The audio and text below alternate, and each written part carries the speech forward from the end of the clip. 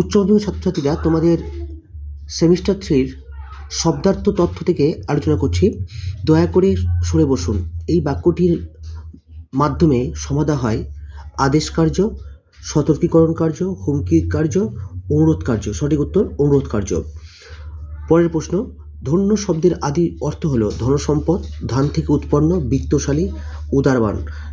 সঠিক উত্তর বিত্তশালী। পরের প্রশ্ন, কুমোর শব্দটির উৎপত্তি হয়েছে কুমির থেকে, কুম্ভ থেকে, কুম্ভ মেলা থেকে, কুম্ভকার থেকে। সঠিক উত্তর কুম্ভকার থেকে। অন্ন শব্দের আদি অর্থ খাদ্য, পরিবর্তিত অর্থ ভাত। এটি শব্দার্থ পরিবর্তনের কোন ধারার উদাহরণ?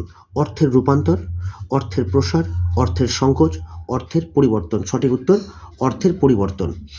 পরের প্রশ্ন, মুনিশ শব্দের উৎস মুন্সি, মজুর, মনুষ্য, মজলিস। সঠিক উত্তর মনুষ্য। পরের প্রশ্ন, কলম শব্দের বর্তমান তো লেখনী, কিন্তু আদি অর্থ লেখ্য, লিখন, স্বর, কাঠ। সঠিক উত্তর স্বর। পরের প্রশ্ন, শব্দার্থ ভাষাবিজ্ঞানের কোন গঠনের সঙ্গে সম্পর্কযুক্ত? বাক্যের পদগুচ্ছ গঠনের, বাক্যের অধিগঠনের, বা ভাষার অধগঠনের, ভাষার অধিগঠনের। সঠিক উত্তর ভাষার অধগঠনের। কালের পরিবর্তনের সঙ্গে বদল ঘটে বানানের, বাক্যের, পদক্রমের, শব্দার্থের। সঠিক উত্তর শব্দার্থের।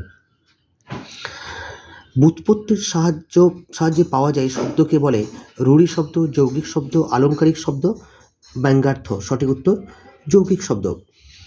পরের প্রশ্ন, ভোগ শব্দের অর্থ ভোজ থেকে বর্তমানে দেবতার উদ্দেশ্যে নিবেদিত প্রসাদকে বোঝানো হয়। এটি শব্দার্থের কোন রীতির পরিবর্তন? অর্থের সংকোচ, অর্থের বিস্তার, অর্থের উন্নতি, অর্থের সংশ্লেষ।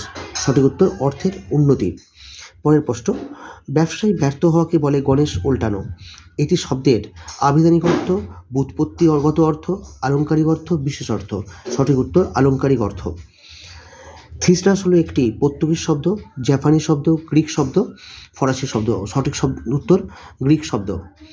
পরের প্রশ্ন, প্রাচীন ভারতের একটি থিসরাস হলো নিরুক্ত, অমরকোষ, শব্দকোষ, বাগর্থ দীপিকা। সঠিক উত্তর অমরকোষ। আধুনিককালে যার থিসরাস পৃথিবী বিখ্যাত তিনি হলেন Bloomfield, Chomsky, Saussure, Peter Mark Roget. সঠিক উত্তর Peter Mark Roget. Thank you.